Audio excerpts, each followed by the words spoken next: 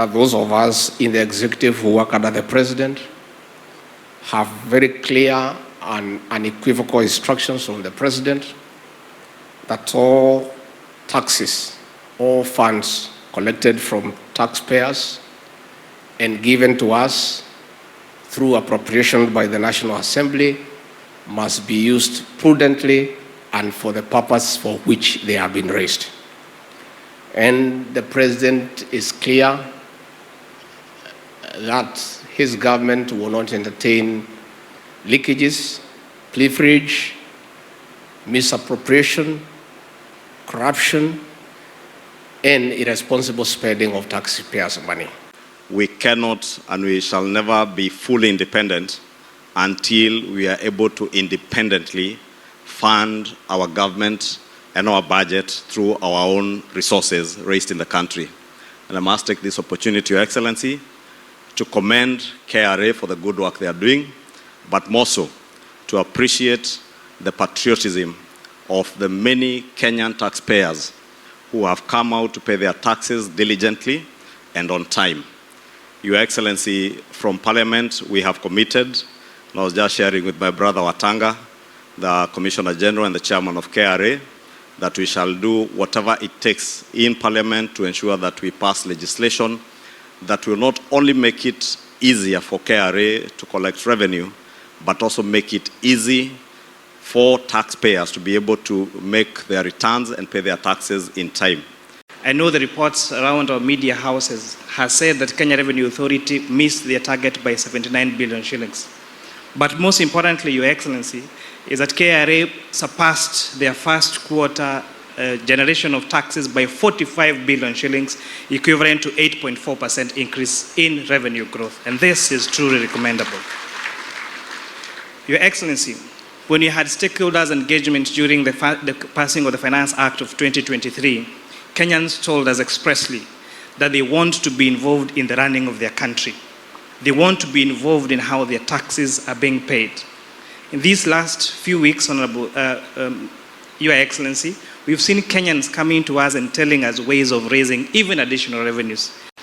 Your Excellency, this week has treated us to quite some news in our airports about the screening of goods that are worth more than $500.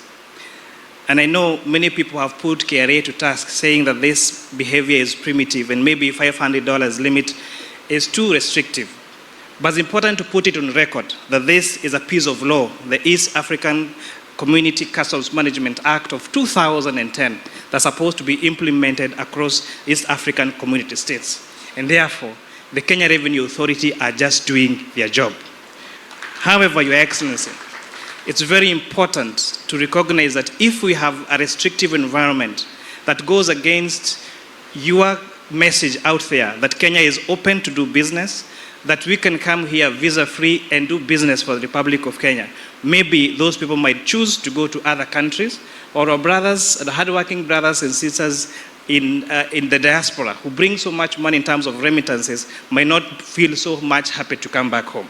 Allowed me to refer to the media reports that the government has introduced more taxes and targets to charge additional taxes on personal effects of traveling passengers and visitors at the point of entry.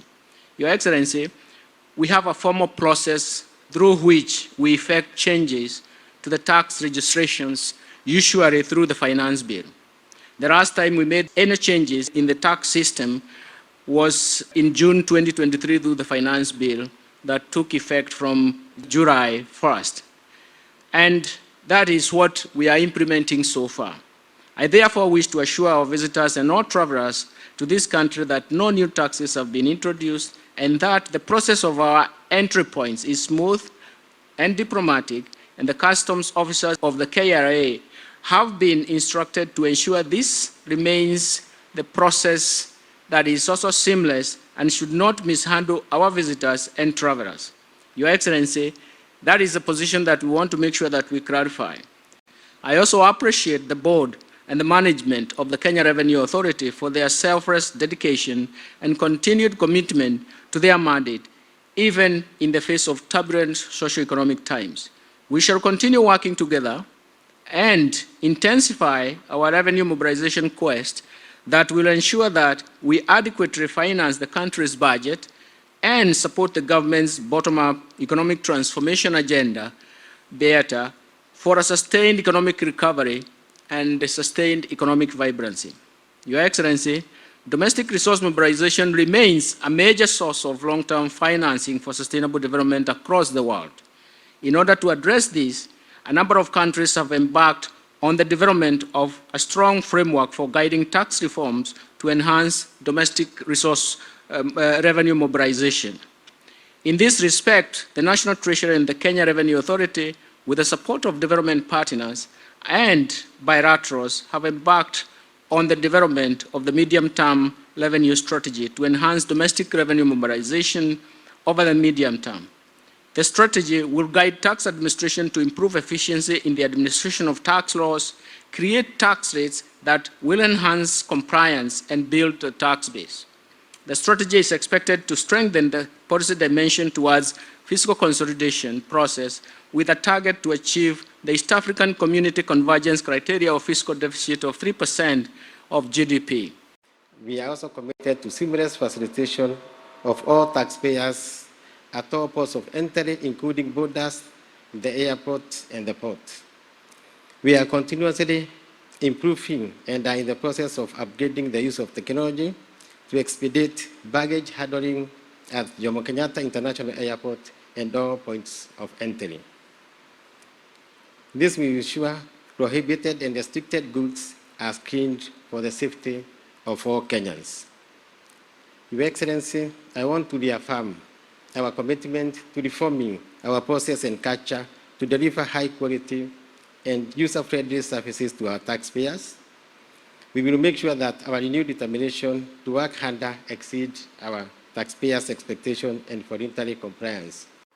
This annual event holds a special place in our heart as it serves as a powerful reminder of the indispensable role that taxpayers play in advancing our national development agenda.